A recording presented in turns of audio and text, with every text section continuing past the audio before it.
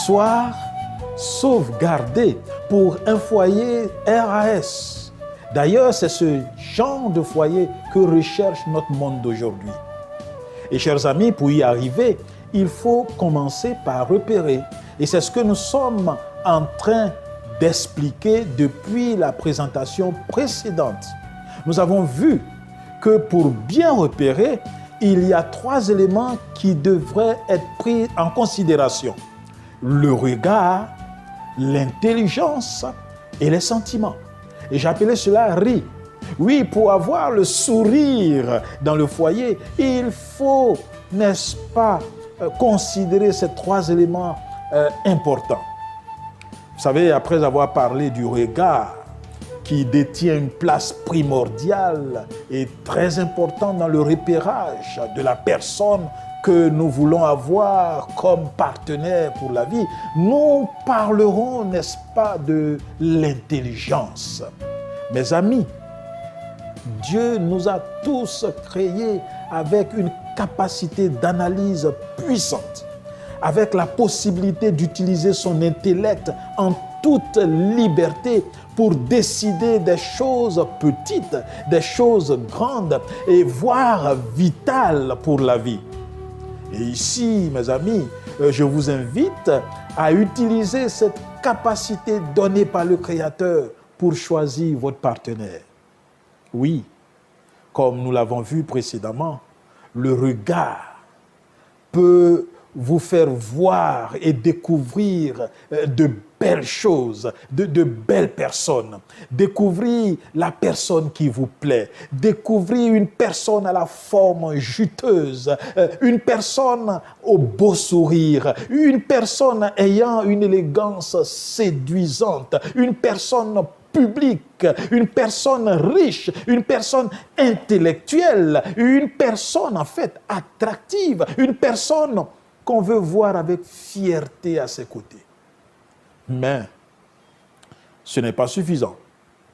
Il faut dépasser le regard et traverser et aller dans la chambre de la raison. Il est aussi important que pour y arriver, il faut sortir de la limite de l'attraction physique, de l'attraction de la situation sociale, de la limite de l'attraction matérielle, de la limite de la précipitation, qui est d'ailleurs un risque à ne pas prendre dans le cadre du choix d'un conjoint.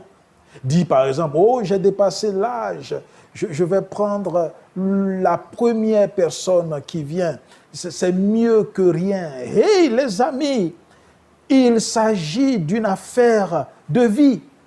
Et donc, il faut ce second regard intellectuel qui fait appel à l'analyse, à l'intelligence, à ce que l'Éternel regarde.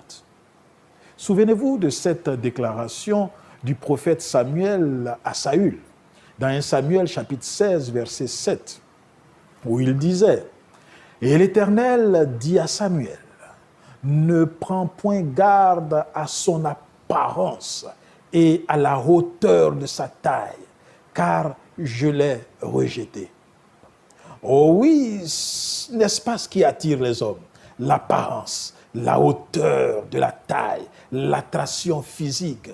Oui, mais cette attraction physique est une chose. Mais l'analyse intellectuelle est autre chose. Et d'ailleurs, c'est ce que l'Éternel regarde. Vous savez, l'intelligence dont il est question ici fait appel au regard du cœur. En effet, pour bien repérer la personne idoine, il faut réussir à découvrir cette beauté du cœur. Et pour réussir à le faire, il faut bien utiliser sa raison, son analyse en toute objectivité. Kylie Griban déclarait ceci: la beauté n'est pas seulement dans le visage. La beauté est une lumière dans le cœur. Oh oui, le regard du cœur, c'est l'analyse intelligente de la personne qui nous frappe aux yeux. Oui, le regard du cœur fait appel à la découverte véritable de la nature de la personne, au regard sur son comportement, sur son tempérament, à l'analyse de sa spiritualité et de sa piété, à sa manière de maintenir ses relations avec les autres, à sa maturité de l'esprit, à ses faiblesses et ses forces.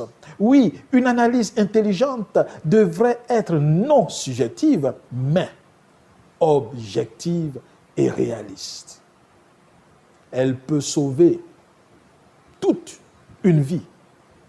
Et mes amis, comprenons bien, beaucoup ont une liste qu'ils déclarent intelligent et analytique pour trouver l'homme et la femme qu'ils veulent marier. Malheureusement, cette liste de critères souvent interminables s'avère irréaliste. Elle est basée sur des perfections physiques, elle est basée sur la perfection spirituelle, elle est basée également sur la perfection comportementale. Et souvent, elle est également basée sur la situation sociale élevée. Et ce type de personne ne se trouve pas, car nous vivons dans un monde plein d'imperfections. Et c'est pourquoi, en réalité, ce qu'il te faut, toi qui me regardes, c'est plutôt une analyse personnelle. C'est une introspection pour savoir en réalité qui est-ce que tu es. Car, tandis que tu fais cette analyse intellectuelle de la personne qui t'attire et que tu dresses une liste de critères, il y a aussi quelqu'un ou quelqu'une qui est en train de faire la même chose sur toi. Et c'est pourquoi j'aimerais t'inviter à rechercher la beauté intérieure. Tu paraîtras encore meilleur. L'apôtre Paul disait à son fils Timothée, pour toi, homme de Dieu, fuis ces choses et recherche la justice, la piété, la foi, la charité, la patience, la douceur. En somme, la beauté du cœur. Ce sont des vertus intérieures qui donneront une beauté à ta vie. Tu seras très vite repéré. En réalité, si tu cherches Dieu, tu fais de l'Éternel tes désirs, il te donnera la femme et l'homme qu'il te faut. J'aime bien cette déclaration forte de quelqu'un qui disait « L'élégance, c'est quand l'intérieur est aussi beau que l'extérieur. » Et chers amis, le Seigneur peut te donner ses capacités éternelles. Le Seigneur peut t'aider à développer ses caractères de choix. Et tu seras repéré. Et tu auras, n'est-ce pas, des candidats te cherchant. Tu seras trouvé par la bonne personne. Alors, dès aujourd'hui, ne veux-tu pas rechercher et t'empresser à trouver cette beauté intérieure? Ne veux-tu pas sortir du célibat et de la solitude qui t'inquiète? Ce n'est pas tard. Recherche la beauté intérieure, tandis que tu gères bien sûr ta beauté extérieure. Et tu sais, tu le trouveras au pied de Jésus, parce qu'il est prêt à te redonner cette beauté intérieure que tu as peut-être perdue à cause du péché. Tu peux recommencer et avoir une belle vie. La prochaine fois, nous parlerons des sentiments. Le troisième S. Merci de rester connecté, de vous abonner et de partager. À bientôt.